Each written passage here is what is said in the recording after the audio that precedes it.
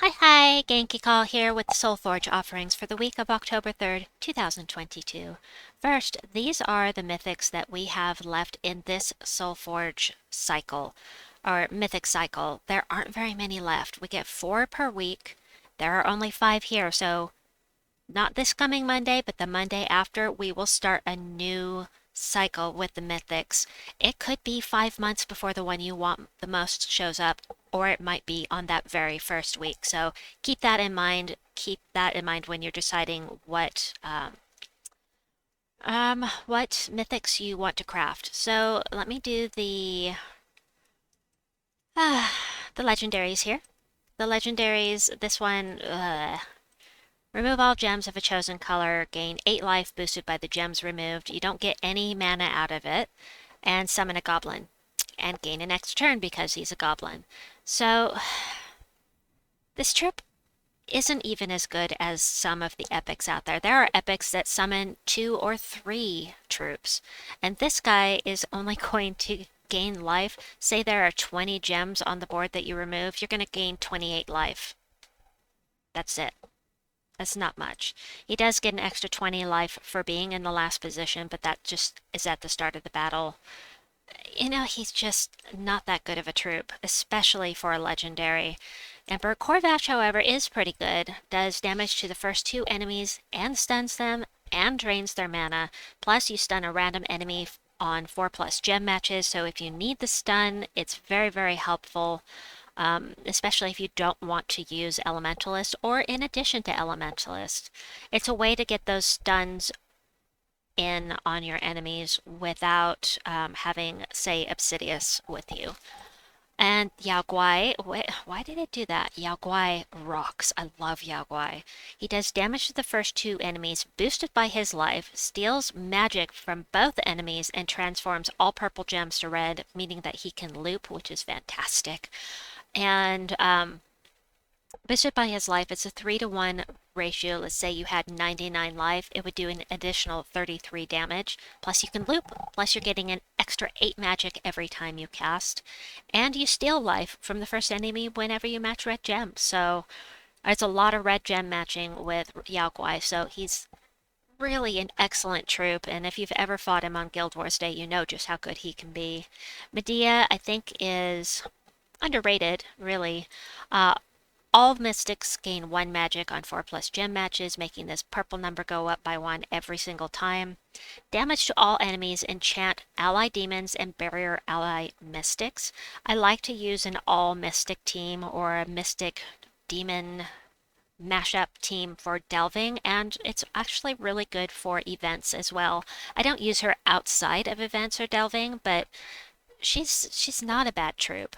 As far as whether or not I would recommend spending diamonds on any of these, maybe Yao Guai, maybe.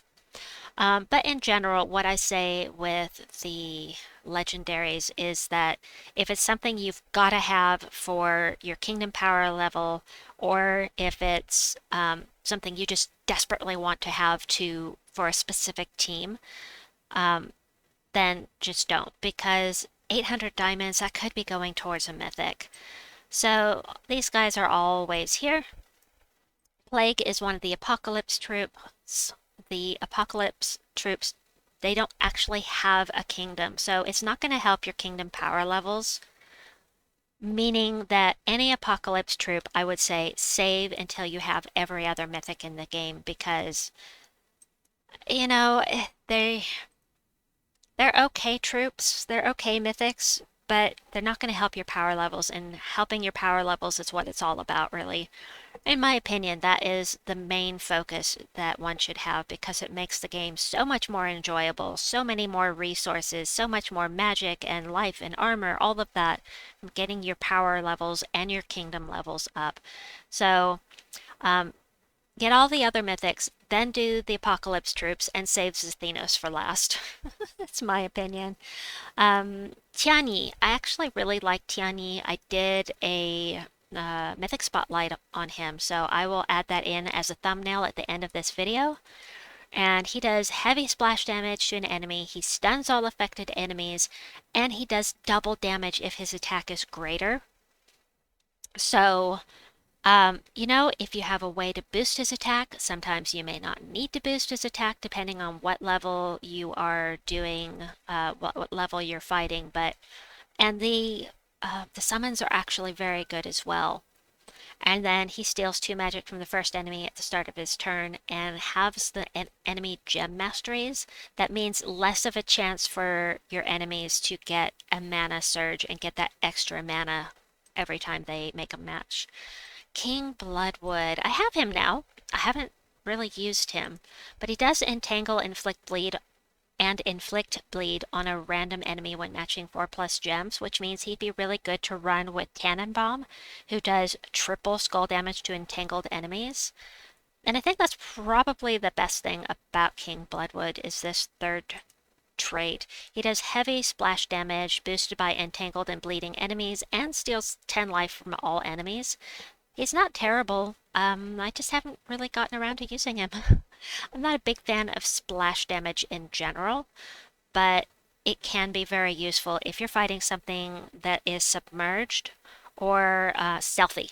You can still hit them with splash damage in those cases. Always here, Vernalis looks like is the last mythic in this week's Soulforge. I like Vernalis. He gives attack to the first 2 allies and life to the 2 weakest allies and 10 magic to the 2 strongest allies. So he's a support troop. The Fairy Fire is actually the most useful thing about him in my opinion. And you don't even have to have a match for. You just have to match green gems. Plus you get Nature Link, bonus green gem, green, right, mana from green gem matches. So the Fairy Fire makes you do an extra 50% damage from spells, which is very nice. And the Entangle, again, you could run this with Tannenbaum and get that triple skull damage, plus get an extra 50% with the spell damage as well. So that is it for this part. Now the weapons. Let's get down here and I will show you the weapons. Alright, one of the cheapos, 75 diamonds. Deal damage to the first enemy, triple damage if they use blue mana, so it could be good for Blue Guild Wars Day. And, yeah, nothing really special here. It looks like you get a barrier when you cast with it, which is actually quite nice. Let's see, Razor Claw. Razor Claw is going to do damage to an enemy boosted by Urskaya allies, then create a mix of 6 green and brown gems for each Urskaya ally. So this would be good to run with a team that has both 2 legendaries from Urskaya on it.